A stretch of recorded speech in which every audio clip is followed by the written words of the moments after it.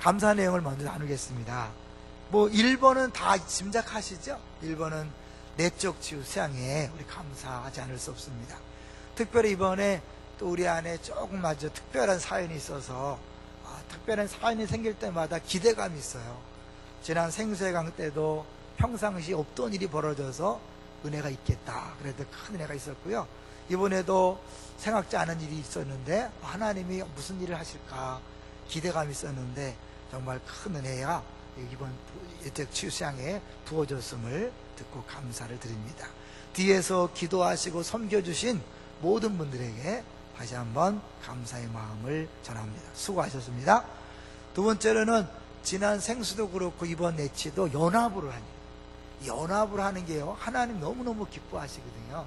그러니까 우리가 연합할 수 있는 교회들이 있고 또 연합해서 잘 섬길 수 있도록 우리 섬기비들이 서로 이렇게 마음을 잘 맞춰주는 것이 너무나 감사했습니다. 지난 생수 때도 연합해서 잘 하시는 걸 봤는데 이번 내치 때도 가보니까 여러 교회가 모였지만 너무 자연스럽게 한 교회처럼 잘하는 모습을 보면서 우리 교회의 성도들의 신앙 수준도 높고 또 하나님께서 그 연합 가운데 부어주시는 것을 경험할 수 있는 교회가 된 것이 너무 감사했습니다. 하여튼 함께하는 것이 불편할 수 있고 다르기 때문에 어색할 수 있지만 잘 감당해 주셔서 큰 애가 임하도록 섬겨주신 모든 분들에게 감사한 마음을 전합니다. 세 번째는 이제 개인적이면서도 우리 교회적인 건데요, 지난 화요일날 노예 체육대가 있었어요. 노예 체육대 하면 마지막에 우리 목사들도 경품 추첨이 있거든요. 그걸 위해서 이제 막 참석하라고. 근데 우리 교회 교육자들 어떻게 8명이 참석을 했는데 그 중에 6명이 받았어요. 그리고 우리 제 목사님이 자전거를 받았어요. 근데 더 놀라운 거는 이제 저도 경품을 받았는데, 저는 이제 그 장면을 좋기 전에 잘 몰랐는데 우리 이교 목사님이 내가 막 그러면 뛰어나가는 걸 사진을 찍어서 너무 잘 찍었어요. 그 사진을 카톡에 올렸더라고요. 그러니까 내가 이렇게 좋아했나? 그 순간 너무 기뻐했던 걸 생각하면서 감사했는데 우리 카톡방에 다른 목사가 썼잖아요. 아이고 위로가 많이 필요한 목사구만 해서 그렇게 써놨더라고요. 하나님께서 어떤 큰 기쁨을 준 것을 그 사진을 통해서요 하고 우리 교육자들 이렇게 주변에 같이 기뻐하는 얼굴을 찍혀서 참 감사했습니다. 자, 오늘 제목을 한번 볼까요? 오늘 제목은 같이 보겠습니다. 이유 없는 고난의 이유입니다. 신앙생활 하면서 우리가 끊임없이 우리 사고를 이렇게 바꿔가야 돼요. 어떻게 바꿔야 되냐면 도덕적이고 율법적인 사고에서 복음적 사고로 자꾸 이렇게 바뀌어가야 돼요. 그럼 도덕적이고 율법적인 사고가 뭘까요? 모든 일의 결과가 내가 무엇을 했기 때문에 나타났다고 생각하는 거예요. 그래서 내가 잘하면 복받고 못하면 벌받는다. 이게 이제 믿지 않은 사람들의 생각이 똑같고 모든 일반 종교의 생각이 다 똑같은, 그래서 도덕적 율법적 사고죠. 그럼 복음적 사고는 뭐예요? 내가 아무것도 안 했는데 하나님이 구원하셨고 아무것도 안 했는데 복 주셨고, 그리고 내가 복 받을 만한 자격이 없는데 하나님께서 은혜로 복 주셨다. 지금도 자격으로 따지면 살 수 없는데 하나님이 어마어마한 복을 주셨다. 이게 복음적 사고예요. 이것에 흔들려 버리면요, 신앙생활을 잘하다가 사람 낙심하는 일을 언제 보냐 아세요? 내가 이렇게 열심히 했는데 왜 하나님 우리 자녀가 이렇게 됩니까? 내가 이렇게 열심히 신앙생활 했는데 왜 우리는 아직도 가난하죠? 내가 열심히 했는데 왜 안 되죠? 끊임없이 이런 결과를 자기 행위와 자기 생각, 노력과 연관을 시키는 거예요. 이게 잘 될 때는 문제가 없어요. 역시 내가 열심히 했더니 복 받았구나. 그럼 뭐 어쨌든 큰 문제 없는데 그것도 이제 교만하기 때문에 문제가 되지만, 심각한 건 뭐냐면 잘 될 때는 괜찮은데 이게 좀 어려워지면 그런 사고를 갖고 있으면 어때요? 뭐가 문제가 있다고 자기도 생각할 뿐만 아니라 다른 사람이 나를 그렇게 볼까봐 두려운 거예요. 그래서 창피하기도 하고 부끄러우니까 어느새 교회를 안 나오는 거죠. 처음에는 뭐 더 열심히 기도하지만 어느 순간부터 하고, 교회 안 나올 수도 있고 또 나오면 어떻게 막 왕락해져요. 사람이 강팍해져 세져요. 왜냐하면 본인이 만족이 없으니까. 그래서 다른 곳으로 막 열심을 내거나 다른 거 성질을 내거나 비판적이 되는 거죠. 왜? 자기는 만족이 없으니까. 이게 도덕적이고 율법적인 사고를 가진 사람들의 모습인 거예요. 그러니까 끊임없이 우리가 성경을 보면서 이 복음적 사고를 해야 되는 거예요. 이번에 우리 오늘 임직자 투표를 하는데요, 여러분 여기서도 이 사고를 잘 하셔야 돼요. 우리가 임직을 받는 것을 도덕적으로 율법적으로 보면 어떻게 하는지 알아요? 뽑히면 신앙생활을 잘한 것이고, 안 뽑히면 신앙생활을 못한 거야. 그것도 내가 원인이 되는 거예요. 그리고 나니까 이제 결과 때문에 힘들어지는 거죠. 그럼 기억하세요. 교회 일꾼은 누가 뽑고 누가 세웁니까? 하나님이 뽑고 세우십니다. 믿습니까? 이렇게 아멘 해놓고 나서 결과 때문에 마음이 흔들린다면 여러분은 아직도 율법적으로 도덕적으로 생각하는 거예요. 뽑힌 사람을 보고도 그렇게 생각하시고, 안 뽑힌 사람을 보고도 그렇게 생각하세요. 하나님이 다 알아서 지금 필요하면 지금 세우고, 다음에 필요하면 다음에 새기고, 또 그 사람은 안 뽑히는 게 더 유익하면 안 뽑히는 것도 좋은 거예요. 제가 초반에는요, 뽑히는 걸 막 강조했는데 이제는 그러고 싶지 않아요. 한 9년 해보니까 뽑히는 게 유익이 별로 없어. 죄송하지만 직분에 대해서 더 좋아진 사람 별로 없어. 그러니까 여러분, 안 뽑힌 걸 감사하시기 바랍니다. 아멘 못해. 내가 안 뽑힐까봐. 왜? 믿음대로 될까봐 걱정하지 마세요. 하나님 우리보다 우리를 더 잘하셔요. 믿습니까? 그러니까 여러분 자유하세요. 자, 이제 그것을 보여주는, 우리의 행위가 원인이 아니고 우리의 행위가 조건이 아니고 하나님께서 하나님 뜻대로 진행한다, 그것이 기독교라는 걸 보여주는 가장 대표적인 말씀이 오늘 본문 말씀이에요. 오늘 제목이 뭐라고요? 이유 없는 고난의 이유. 이 모든 고난에는 이유가 있다고 생각하는 거예요. 사람들이 대표적인 게, 욥이 고난을 당할 때 친구들이 찾아왔잖아. 믿음이 좋다고 자신만만한 친구들이 찾아와서 뭐라고 그랬어요? 너 회개해라. 네가 고난당하는데 분명히 무슨 죄가 있는 거야. 회개해. 욥이 아무 생각해도 자기는 죄가 없거든요. 없다. 이런 교만한 놈 같으니라고. 네가 어떻게 하나님의 일을 다 하냐? 겸손하게 인정해. 아니, 뭐가 있어야 인정하지. 그러니까 이제 그 말은 맞는 거예요. 네가 하나님의 일을 어떻게 다 알아? 그건 맞죠. 그러니까 네가 하나님의 일은 다 모르니까 네가 모르는 죄가 있을지 몰라. 그러니까 찾아내서 회개해. 거기 뒤에는 틀린 거예요. 아니, 욥은 자기 죄 때문에 고난당한 게 아니잖아요. 예수님이 왜 고난당했을까요? 예수님 무슨 죄가 있어 고난당했나요? 아니잖아요. 이유 없는 고난을 당한 거예요. 그분이 죄 때문에 고난당한 게 아니기 때문에 이유 없는 고난이에요. 우리가 생각하는 이유를 따진다면.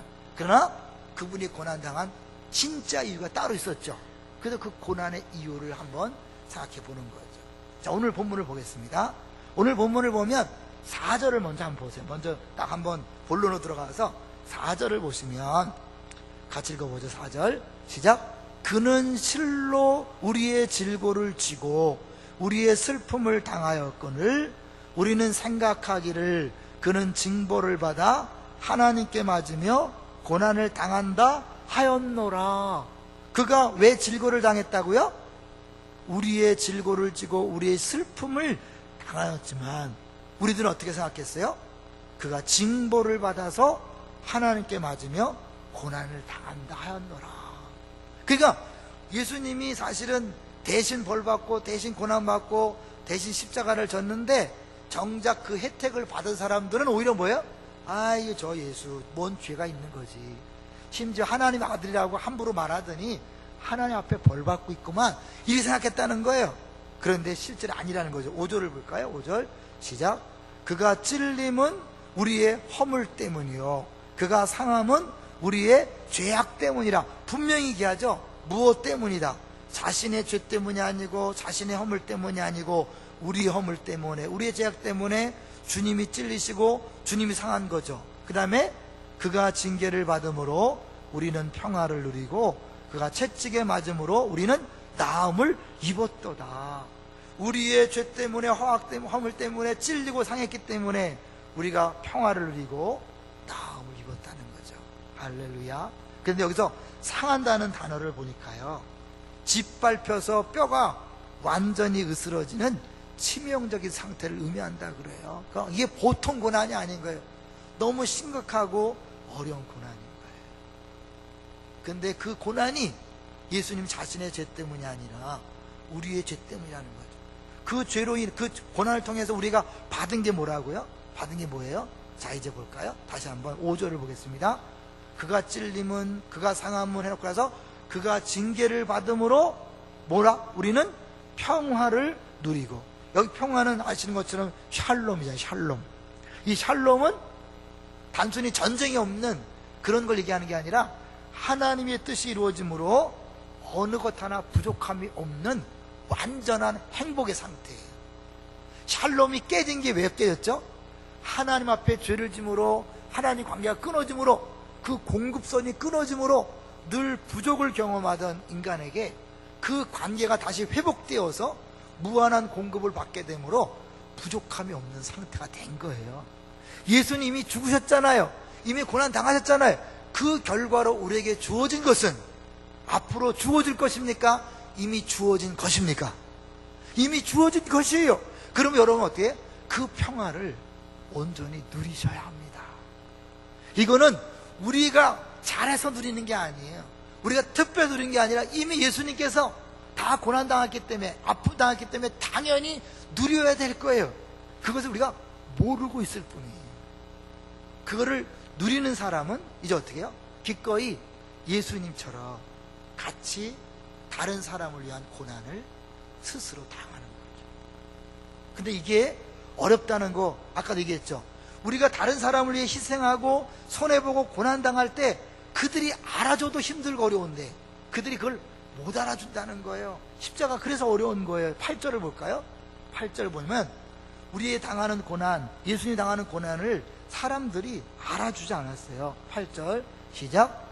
그는 곤욕과 신문을 당하고 끌려갔으나 그 세대 중에는 누가 생각하기를 그가 살아있는 자들의 땅에서 끊어짐은 마땅히 형벌받을 내 백성의 허물 때문이라 하였으리요. 했다는 거예요? 안 했다는 거예요?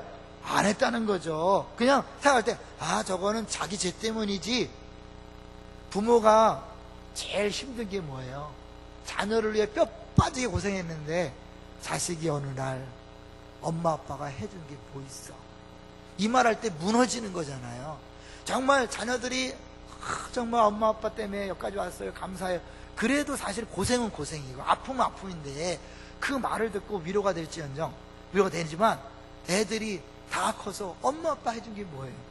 그래서 가만히 보면 부모의 사랑을 보면 이 하나님의 십자가 사랑이 그 안에 DNA로 들어와 있는 것 같아요. 그러니까 어떻게 보면 자녀가 몰라주는 것도 어떻게 보면 당연한 거예요. 그게 진정한 사랑이니까요. 상대방이 모름에도 불구하고 그걸 하는 것, 그게 십자가 사랑이에요. 그것이 바로 하나님 우리에게 주시는 사랑인 거예요. 그러니까 이게 세상 사람들은 이해가 안 되는 거죠. 말도 안 되는 거죠. 그러니까 우리 끊임없이 신앙생활 하면서 왜 하나님이 살아계신데요? 악이 이렇게 많습니까? 하나님이 사랑이라면서요? 왜 사랑받는 사람들이 이렇게 고통을 줍니까?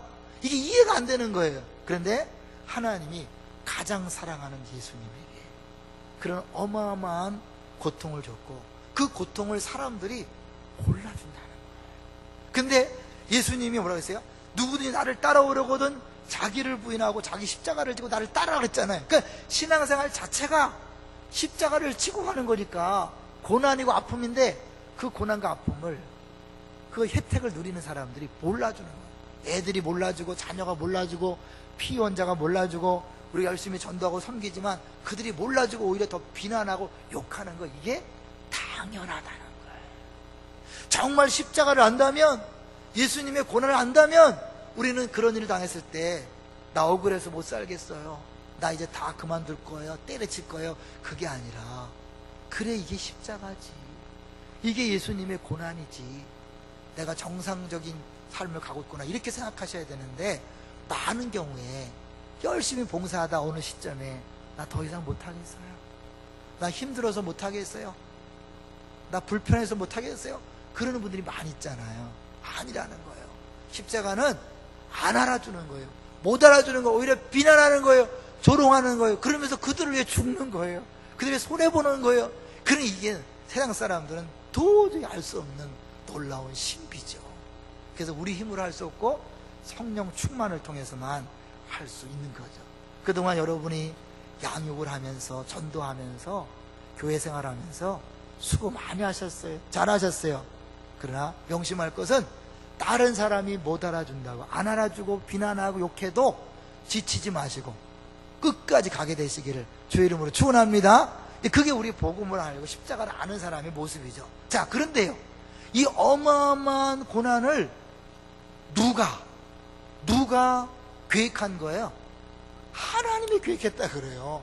아니, 사랑이신 하나님이 어떻게 그렇게 무참한, 그렇게 무시무시한 짓을 했을까? 한번 볼까요? 10절을 보세요. 10절. 이 하나님이 어떻게 이렇게 무시무시한 일을 했는가? 10절 같이 보겠습니다. 시작.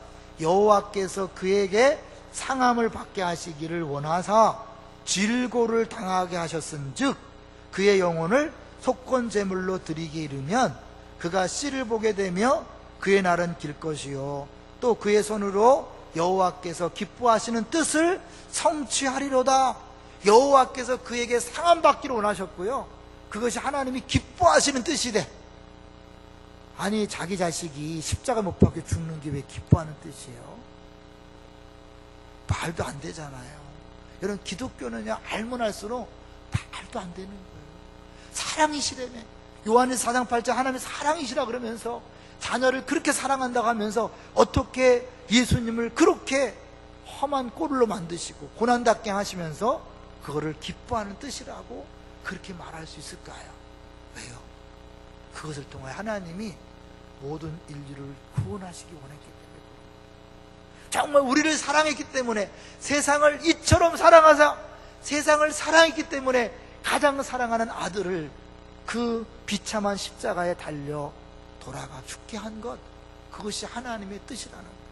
그러니까 우리 신앙생활하면서 하나님 왜요? 왜 내가 이렇게 가난해야 돼요? 왜 내가 이렇게 병들어야 돼요? 왜 내가 이렇게 힘들게 태어나서 힘들게 자라나야 돼요? 왜요? 하나님 살아계신 거 맞아요? 하나님 나 사랑하는 거 맞아요? 이렇게 항변하잖아요, 우리가. 그런데 하나님은 사랑하지만 사랑하기 때문에 더 큰 사랑을 위해서 사랑하는 자녀를 기꺼이 십자가에 못 박는 그런 일을 하신 거죠. 나와 여러분을 위해서 자기의 사랑하는 아들을 못 박는 그 아픔을 감수하신 거예요. 그런데 그것을 우리들이 몰라줄 때 진짜 마음이 아프신 거죠. 저는 이번에 생수양화 때 우리 석숙의 김창건 목사님이 강의 중에 찬양을 하나 소개하는 걸 봤는데요, 그 가사가 너무 마음이 와닿아서 제가 같이 나누려고 그래요. 제목은 얼마나 아프실까. 얼마나 아프실까. 하나님의 마음은 인간들을 위하여 아들을 제물로 삼으실 때 얼마나 아프실까. 주님의 몸과 마음, 사람들을 위하여 십자가에 달려 제물 되실 때 얼마나 아프실까. 하나님 가슴은 독생자 주셨건만 인간들 부족하다 원망할 때 얼마나 아프실까.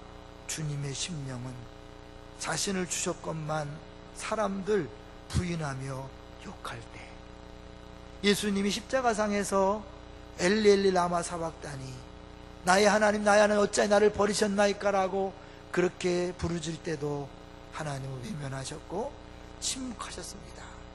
얼마나 아프셨을까요? 여러분, 사랑하는 자녀가 고통당할 때 엄마의 마음, 아빠의 마음이 찢어지는 거 다 경험했을 거예요. 하나님이 가장 사랑하는 독생자를 십자가에 못 박아놓고 그가 부르짖을 때, 침묵하실 때의 아픔을 상상해 보셨습니까? 얼마나 아프실까, 하나님의 마음은. 그런데 하나님 아버지도 아프셨지만 십자가에 달린 예수님도 아프셨죠. 몸만 아픈 게 아니라 사실은 자신들을 위해서 자기의 모든 것들을 다 주고 죽어지는 자리에서도 조롱하고 원망하고 비판하고 또 뭐예요? 부족하다고 말할 때 얼마나 아프실까. 다 주셨는데도 또 불평하고 원망하고, 그래서 막 다른 사람을 비난하고 욕하고 원수 맺고 그럴 때 하나님 얼마나 아프시고 예수님은 얼마나 아프실까? 상상해 보셨나요? 정말 그걸 안다면 여러분 말이 세질 수 없어요. 그죠? 아프다면 다른 사람에 대해서 말할 수 없죠. 왜? 내가 그런 사람인데, 내가 그 죄인인데. 이 속건제물로 드린다는 건 무슨 뜻일까요? 예, 속건제라는 것과 속죄자가 거의 비슷하기 때문에 구분이 잘 안 되지만, 이 속건제는 부채를 갚거나 부과된 죄값을 만족시키기 위해서 드리는 제물이에요. 그러니까 결국 그 예수님께서 십자가상에서 다 이루었다라고 표현한 건 뭐예요? 값을 다 치루었다. 뜻이 그거예요. 값을 다 치루었다. 무슨 값? 우리들의 죄값을 다 치루었다고 그렇게 예수님께서 선포하시는 거예요. 결국 예수님이 죽으실 밖에 없었던 이유는 우리의 모든 인류의 죄는 다른 그 어떤 것으로도 갚을 수 없고 해결할 수 없기 때문에 하나님이 어쩔 수 없는 유일한 방법으로 자기 아들을 십자가에 못 박아 죽을 수밖에 없었던 거죠. 그게 하나님 사랑이요, 하나님 계획이요, 하나님 뜻입니다. 그러면 하나님은 왜 그런 일을 했을까요? 조금만 얘기했던 것처럼 결국 우리를 구원하기 위한 건데, 다시 한번 10절을 볼까요? 10절을 보시면 그것 통해 이루어진 일이 있죠. 10절 다시 읽어보면서 천천히 시작.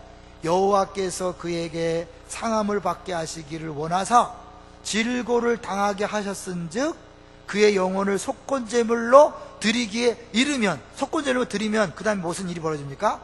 그가 씨를 보게 되며 그의 날은 길 것이요 또 그의 손으로 여호와께서 기뻐하시는 뜻을 성취하리로다. 그가 씨를 보게 된다는 게 뭘까요? 그 성경을 보시면 1번에 넣고 밑에 후손 있죠. 후손. 그러니까 영적인 후손들을 얻는 거죠. 그러니까 많은 구원하는 백성들을 구원한다는 거죠.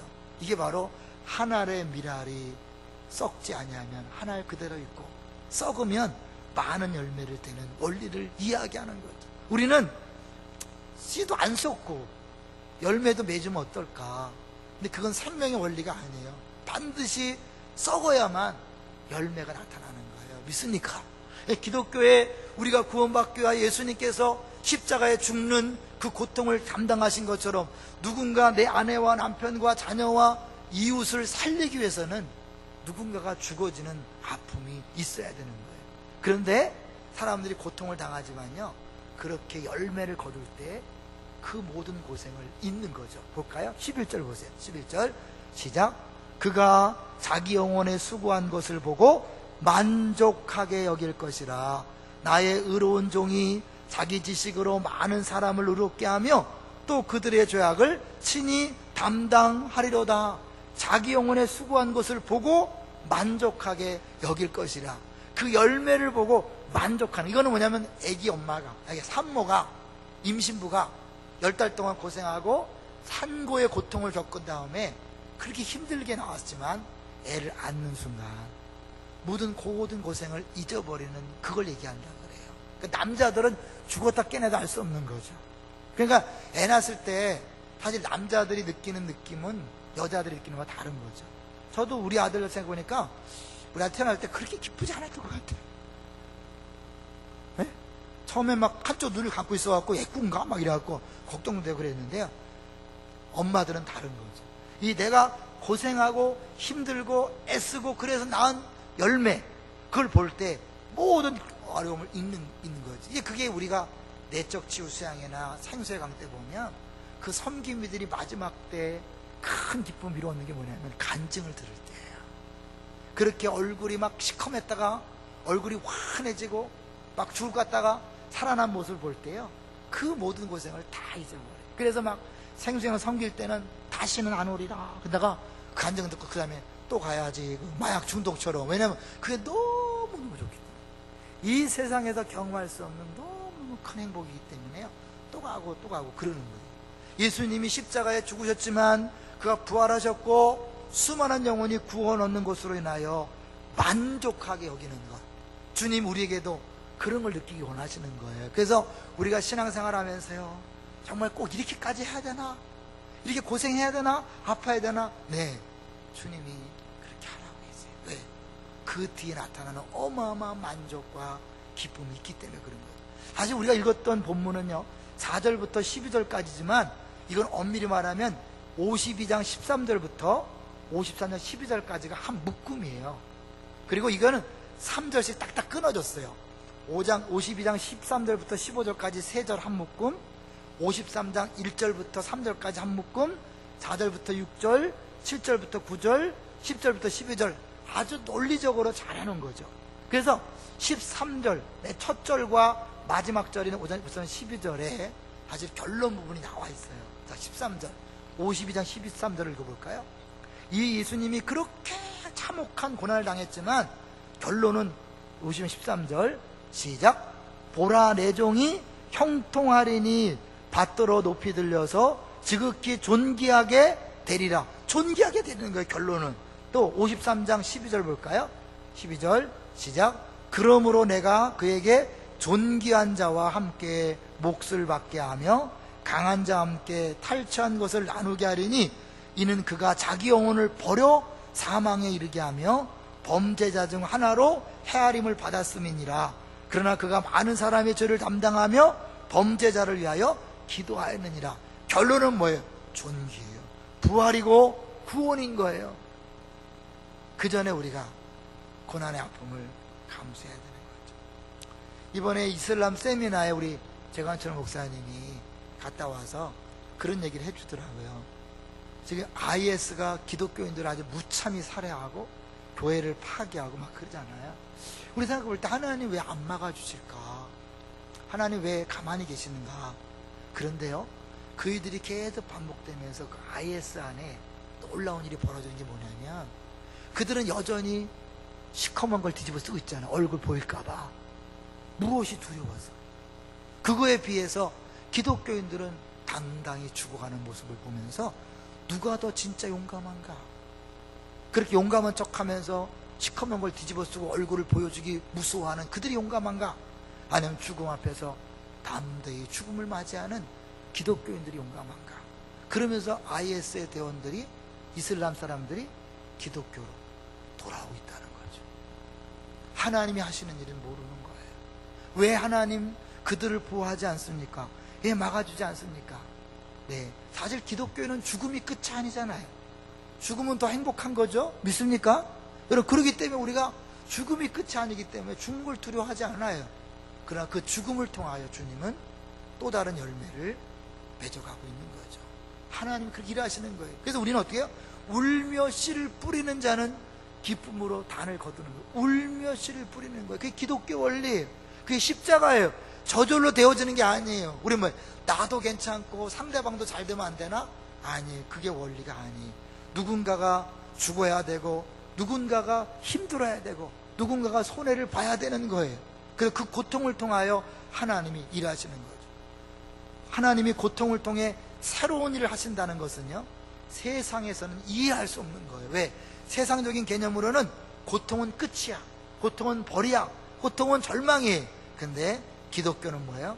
그 고통을 통하여 더 놀라운 새로운 역사가 생겨난다는 것을 십자가와 부활이 보여주고 있잖아요. 그래서 결국 우리는 뭐예요? 고통 중에도 절망하지 않아요. 낙심하지 않아요. 네, 그것이 끝이 아니기 때문에. 여러분 지금 고통 중에 있고 힘들고 어렵고 무의미해 보입니까? 이렇게 내가 신앙을 열심히 하고 기도하는 게 무의미해 보입니까? 아니에요. 다 의미가 있어요. 에콰도르의 그 아카부족이라는 식인종들 마을에 그 엘리트 5명, 정말 최고 앞으로 나온 미래가 창창한 5명의 젊은이가 선교하러 갔어요. 단 한마디도 복음을 전하지 못하고 무참하게 죽었어요. 그들 총이 있었음에도 불구하고 총을 사용하지 않고 그냥 창에 찔려 죽었어요. 난리가 났어요. 전 세계 선교계 기독교 난리가 났어요. 이게 얼마나 무모한 짓이냐, 말도 안 되는 짓이다, 선교를 다시 재고해봐야 한다. 그러나 결론은 어떻게 했죠? 그 부인들이 갔고 그 부인들을 통하여 그 식인종 마을이 완전히 복음화가 됐어요. 그 죽음이 무의미한 게 아니에요. 그 죽음이 바닷속에 돌을 던지는 것처럼 아무것도 아닌 것처럼 보이지만 하나님의 역사는 그걸 통하여 이루어지는 거예요. 한국 기독교는 어떻게 여기까지 왔습니까? 100년 전, 150년 전 이 땅을 찾아온 그 선교사들, 정말 그 문명사회에 있다가 한국에 왔을 때 얼마나 어렵고 힘들었겠어요. 당장에 화장실, 물, 음식 얼마나 어렵겠어요. 그러나 그들의 그 수고와 섬김과 죽음, 더 나아가서 그 자녀들은 정말 무슨 잘못이 있어서 와서 그 어린 나이에 인생의 꽃도 못 피고 죽습니까? 그러나 그걸 통하여 하나님은 한국에 복음의 꽃을 피우고 열매를 맺게 하시는 것입니다. 이게 기독교의 원리, 이게 복음의 원리입니다. 그래서 우리는 기꺼이 고난당하고, 고난당할 때 어떻게 해요? 고난당 아프다고 소리치는 게 아니에요. 한번 볼까요? 자, 우리가 예수님이 그렇게 고난당하는데도 7절 보세요. 7절 읽어봅니다. 시작. 그가 곤욕을 당하여 괴로울 때에도 그의 업을 열지 않았으며 마치 도수장으로 끌려가는 어린 양과 털 깎는 자 앞에서 잠잠한 양같이 그의 입을 열지 아니하였도다. 이제 한 이야기를 하면서 마무리하려고 합니다. 양육할 때마다 소개하는 예화고, 또 아마 작년부에서 한번 했던 얘기인데요, 2009년도에 안산동산교회 30주년 그 기념 예배 드리면서 또 임직식 할 때 오셨던 목사님이 한 이야기이기 때문에 임직 투표를 하는 오늘 같이 나눴으면 좋겠어요. 그분이 임직 받는 분들에게 여러분 십자가를 지고 섬기십시오라고 하면서 한 이야기예요. 시골에 목사님이 계셨습니다.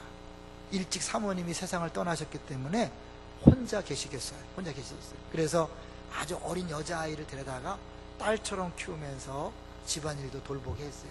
이 아이가 어느 정도 컸어요. 처녀가 되었을 때 갑자기 집을 나갔습니다. 한 1년 뒤에 한 웬 남자하고 새끼 갓난 아기를 데리고 왔어요. 온 동네 사람들이 오랫동안 없다가 들어왔으니까 궁금해서 다 모였어요. 그런데 모든 동네 사람들이 보는 데서 이 아가씨가 말을 하는 거예요. 이 아이는 저 목사님 아이입니다. 사람들이 눈이 동그래졌고 그때부터 뒤에서 욕을 하기 시작했어요. 저런 짐승만도 못한 목사가 돼가지고 딸 같은 여자아이를 건드리다니. 그리고 막 욕을 하고, 그리고 노예에서 내려오고 총에서 내려와서 목사 면직시키고 교회 문 닫았어요. 완전히 복음은 끝난 거예요. 그리고 그 남녀가 애를 던져놓고 갔어요. 그 목사님이 그 갓난 아기를 품에 안고 시장을 돌면서 동냥젖을 먹이고 간신히 키우면서 그렇게 생활했어요. 갈 때마다 사람들은 조롱하고 비웃고 욕하고, 얼마나 더 욕했겠어요. 여러분, 기독교인이라고 더 욕했을 거 아니에요. 그런데 얼마 지나지 않아서 다시 그 남녀가 찾아왔더랍니다. 그리고 동네 사람들이 다 모인 자리에서 말하기를, 사실 저 아이는 목사님의 아이가 아니라 우리 둘이 낳은 아기입니다. 근데 우리가 도저히 키울 자신이 없어서 거짓말을 한 것입니다. 동네 사람들이 또 한 번 눈이 동그래진 거예요. 그러면서 목사님에게 물었습니다. 왜 목사님은 아니면서도 그때 아무 소리 안 했습니까? 목사님 말씀하시기를, 내가 그때 아니라고 하면 저 여자아이는 어떻게 되겠습니까?